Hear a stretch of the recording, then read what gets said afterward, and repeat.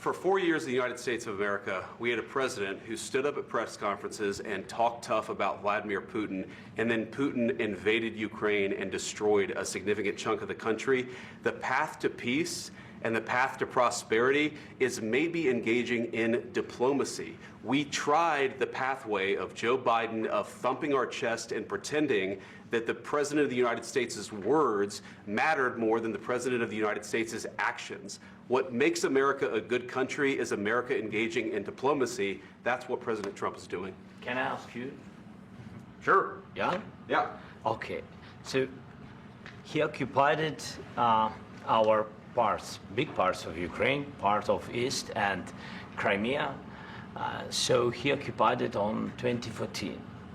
So during a lot of years, so I'm not speaking about just Biden, but those time was Obama, then President Obama, then President Trump, then President Biden, now the President Trump, and God bless, now President Trump will stop him. But during 2014, nobody stopped him. He just occupied and took. He killed people. You know what the contact 2015. 2014 and 2014. 2014. Yeah. So I was not here. Yeah, but That's exactly right. Yes, but during 2014 till 2022, the situation the same. The people have been dying on the contact line. Nobody stopped him. You know that we had conversations with him, a lot of conversation, my bilateral conversation, and we signed with him, me, like a new president. In 2019, I signed with him the deal. I signed with him, Macron and Merkel, we signed ceasefire. Ceasefire. All of them told me that he will never go. We signed him with gas contract. Yes, but after that, he broken this ceasefire. He killed our people and he didn't exchange prisoners. We signed the exchange of prisoners, but he didn't do it.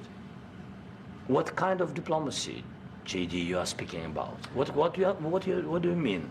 I'm talking about the kind of diplomacy that's going to end the destruction of your country. Yes, but if you Mr. President, with respect, I think it's disrespectful for you to come into the Oval Office and try to litigate this in front of the American media. Right now, you guys are going around and forcing conscripts to the front lines because you have manpower problems. You should be thanking the President for trying to bring an end to this conflict. Have you ever been to Ukraine that you say what problems we have? I have been to. Come once. I've actually watched and seen the stories, and I know what happens is you bring people, you bring them on a propaganda tour, Mr. President. Do you disagree that you've had problems bringing people into your military? We have problems. And do you think that it's respectful to come to the Oval Office of the United States of America and attack the administration that is trying to prevent the destruction of your country? A lot of questions. Let's start from the beginning. Sure. First of all, during the war, everybody has problems, even you, but you have nice ocean and don't feel now, but you will feel it in the future. God bless. You don't know that. God bless. God bless. You will not have a war. Don't tell us what we're going to feel. We're trying to solve a problem. Don't tell us what we're going to feel. I'm not telling you. Because you're in no position to dictate that. That's Remember exactly what this. you're doing. You're in no position to dictate what we're going to feel. We're going to feel very good. You will feel influence. We're going to feel very good and very strong. You will feel influence. You're right now not in a very good position. You've allowed yourself to be in a very bad position, and he happens to be right about it. From the very beginning of the war. You're not in a good position. You don't have the cards right now. With us, you start having cards. Playing cards. Right now, you don't. You're playing cards. You're playing cards. You're gambling with the lives of millions of people. You're gambling with World War III. You're gambling with World War III. And what you're doing is very disrespectful to the country, this country. That's back to you. Far more than a lot of people said they should have. Have you said thank you once? This entire meeting? No, in this entire meeting, have you said thank you? You went to Pennsylvania and campaigned for the opposition in October. Offer some words of appreciation for the United States of America and the president who's trying to save your country. Please, you think that if you will speak very loudly about the war, you can... He's not speaking loudly. He's not speaking loudly. Your country's in big trouble. Can I Wait a minute. No. You've done a lot of talking. Your country is in big trouble. I know. You're not winning. You're not winning this. You have a damn good chance of coming out okay because of us. Mr. President, We are staying in our country, staying strong from the very beginning of the war. We've been alone, and we are thankful. I said thanks you haven't in been this alone. cabinet, you and haven't not been only alone. in this cabinet. We gave you, through this stupid president, $350 billion. You voted we gave for you your military president. equipment, You and you voted men for are your brave, president. but they had to use our military. What about West? If you didn't have You our invited military me- equipment, You invited if me you to didn't speak. have our military equipment, this war would have been over in 2 weeks. In 3 days, I heard it from Putin. In 3 days, this is something Maybe new. less. In 2 weeks, of course, yes. It's going to be a very hard thing to do business like this. I tell you. Just say thank you. I said a lot of accept times that there, thank you accept to that, American people. accept that there are disagreements, and let's go litigate those disagreements rather than trying to fight it out in the American media when you're wrong. We know that you're wrong. But you see, I think it's good for the American people to see what's going on. I over understand, there. sir. I think it's I very understand. important. That's why I kept this going so long. You have to be thankful. You don't have the I'm cards. thankful. You're buried there. Your people are dying. tell you You're again, running I low on know. soldiers. Listen, Please, you're running Mr. low on President. soldiers. It would be a damn good thing. Mr. And then you tell us, I don't want a ceasefire. I don't want a ceasefire. I want to go, and I wanted this. Look, if you could get a ceasefire right now, I tell you, you take it so the bullets stop flying and your men stop getting killed. Of course, we want to stop the war. But you're saying you don't want a ceasefire. But I said to you, I want a ceasefire. with guarantees. Because you'll get a ceasefire faster than an agreement. Ask our people about ceasefire, what they think. That wasn't doesn't with matter me. for you what- That what wasn't this with me. means. It That was with wasn't with a you. guy named Biden, who was not a smart person. This That is was your, with, this that was is with your Obama. president. It was your president. Excuse me. That was with Obama, who gave you sheets, and I gave you javelins. Yes. I gave you the javelins to take out all those tanks. Obama gave you sheets. In fact, the statement is Obama gave sheets and Trump gave javelins. You got to be more thankful, because let me tell you, you don't have the cards. With us, you have the cards.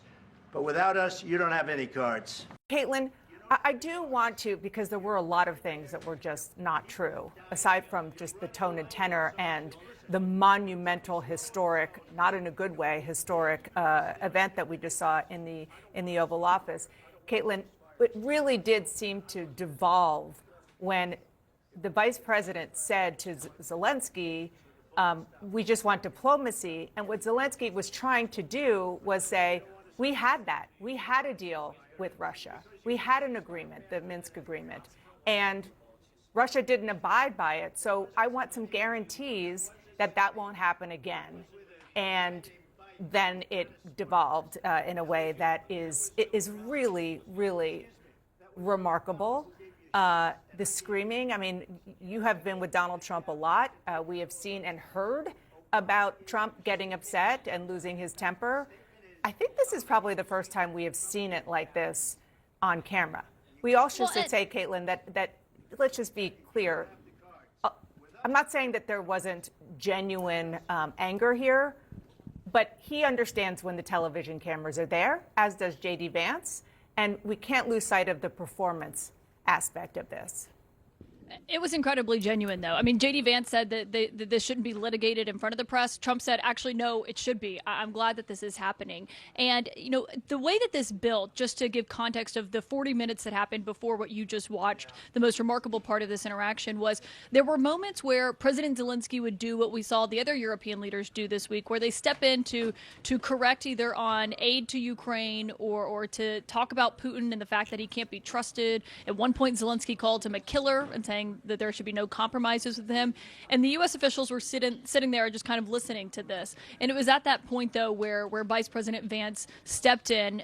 Trump was silent at the beginning of that, and then Trump also got involved. And then they were just essentially yelling at one another in this. And with Trump, all of his diplomacy, we know, is personal. That's why the world leaders who have come here this week have tried to flatter him to essentially get what they want when it comes to negotiating the end of this. And that was not what we just saw, the tack that Zelensky took here. He was, as Zelensky typically is, straightforward in his opinions and what is the reality on the ground. It was kind of chastising Vice President Vance for not having come to Ukraine. And at one point earlier, when Trump was asked if he would go to Ukraine, Zelensky was saying that was what he was going to ask Trump as well. He's been very, he's emphasized a lot that he thinks these U.S. officials need to be there. But to give you a sense of how this negotiation is going, right now they are meeting behind closed doors. They're supposed to come out for a press conference any minute now, and that's where they're signing that minerals agreement that they've been touting as a big first step here. There are real questions about what this looks like going forward, because you heard what President Trump said to me there at the end. I asked, can the two of you still go in a room and negotiate after what just happened? And he said, we'll see, essentially. And Dana, there was one moment where I looked around the room at the officials who were there. It's the top Ukrainian advisors, the Secretary of State to President Trump, the Treasury Secretary, Vice President Vance, obviously. The Ukrainian ambassador to the United States had her head buried in her hands as this shouting match was going on between the three of them. Yes, I saw you put that on social media. It is one of the many. There you go. We're putting it up on the screen now. That is the Ukrainian ambassador, as you said, and she, I mean, talk about her worst nightmare. She was literally watching it unfold before her eyes in the Oval Office.